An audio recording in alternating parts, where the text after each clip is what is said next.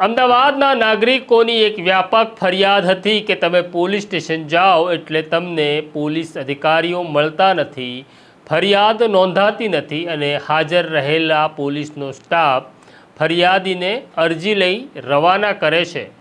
આવી ફરિયાદ મોટા પ્રમાણમાં અમદાવાદ પોલીસ કમિશનરને મળતા અમદાવાદના પોલીસ કમિશનર GS મલિકે પોલીસ ઇન્સ્પેક્ટરોને આદેશ આપ્યો છે કે સવારથી લઈ રાતના 12 વાગ્યા સુધી હવે તમારે પોલીસ સ્ટેશન છોડવાનું નથી, તમારે નાઇટ પેટ્રોલિંગ કરવાનું છે અને તમારે સવાર અને સાંજ 2-2 કલાક માત્ર નાગરિકોને મળી તેમની ફરિયાદનું નિરાકરણ કરવાનું છે, તેની વિગતે વાત કરવી છે।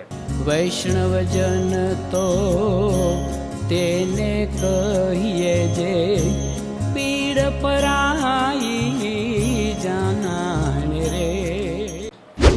નમસ્કાર, નવજીવન ન્યૂઝમાં તમારું સ્વાગત છે અને હું છું તમારો પ્રશાંત દયાળ।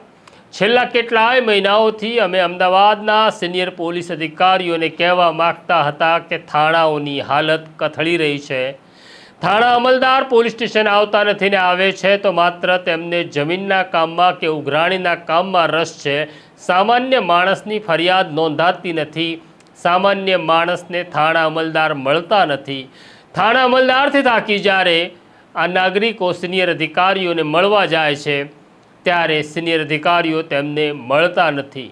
આ અમારી લાંબા સમયની સ્ટોરીઓ પછી અમદાવાદના પોલીસ કમિશનર GS મલિકે એક મહત્ત્વનો આદેશ કર્યો છે અને હવે થાણા અમલદારથી લઈ જોઈન્ટ પોલીસ કમિશનરના અધિકારીઓ સુધી તમામને લોકોને સાંભળવાનો એક ચોક્કસ સમય ફાળવવામાં આવ્યો છે।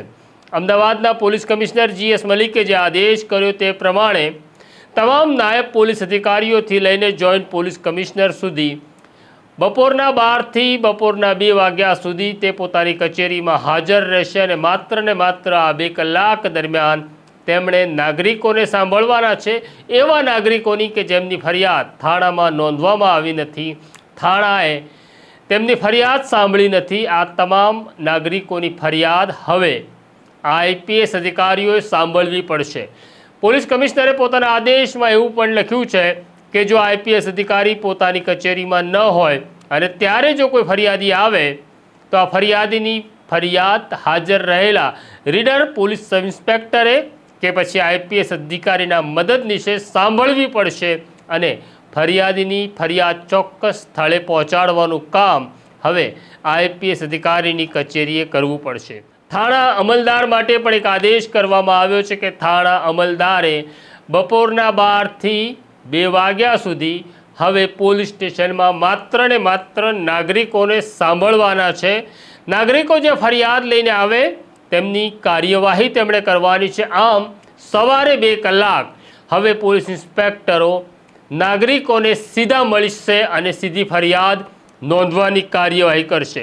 માત્ર સવારે જ નહીં, બપોરના 4થી સાંજના 6 વાગ્યા સુધી પણ આ પોલીસ ઇન્સ્પેક્ટરોએ પોલીસ સ્ટેશનમાં બેસીને નાગરિકોને સાંભળવા પડશે। સાંજે 6 વાગ્યા પછી પોલીસ ઇન્સ્પેક્ટરે રાત્રિના 9 વાગ્યા સુધી રસ્તા ઉપર પેટ્રોલિંગ કરવાનું રહેશે, હિસ્ટ્રી સીટરને તપાસવાના રહેશે અને 9 વાગ્યા પછી ફરી થાણામાં આવી રાતના 12 વાગ્યા સુધી થાણામાં રહેવું અનિવાર્ય છે। કોઈ પણ સંજોગ હોય રાતના 12 પહેલાં થાણા અમલદાર થાણું છોડી શકશે નહીં। આમ પોલીસ ઇન્સ્પેક્ટર હવે તમને પોલીસ સ્ટેશન મળશે। પોલીસ કમિશનરે પોતાના આદેશમાં લખ્યું છે કે જ્યારે આ પોલીસ ઇન્સ્પેક્ટરની નાઇટ હોય ત્યારે પોલીસ ઇન્સ્પેક્ટરે પોતાનું થાણું રાત્રે 11:30 વાગે છોડવાનું છે અને 12 વાગે પરત આવી સવારના 5 વાગ્યા સુધી પોતાના પોલીસ સ્ટેશન વિસ્તારની અંદર પેટ્રોલિંગ કરવાનું છે। જે દિવસે આ પોલીસ ઇન્સ્પેક્ટર નાઇટ કરશે એ દિવસે એમણે 12 વાગે સવારે પાછું થાણામાં હાજર થઈ જવાનું છે। આમ અમદાવાદના પોલીસ કમિશનર GS મલિકે થાણા અમલદારને ટાઈટ કર્યા છે અને કહ્યું છે ફરિયાદ તો નોંધવી પડશે। હવે ફરિયાદ નહીં નોંધાય તેવું નહીં ચાલે।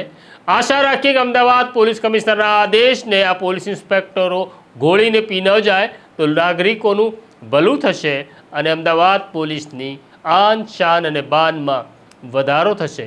આ સ્ટોરી તમને કેવી લાગી અમને કોમેન્ટ બોક્સમાં જરૂરથી લખજો, અમારી સાથે વાત કરતા રહેજો। બેલ આઇકોન પણ દબાવી દો. અમારી દર્શકોને વિનંતી છે કે તમે સ્ટોરી જુઓ છો પણ બેલ આઇકોન દબાવતા નથી. પ્લીઝ એક રિક્વેસ્ટ છે.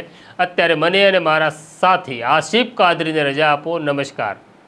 વૈષ્ણવજન તો તેને કહીએ જે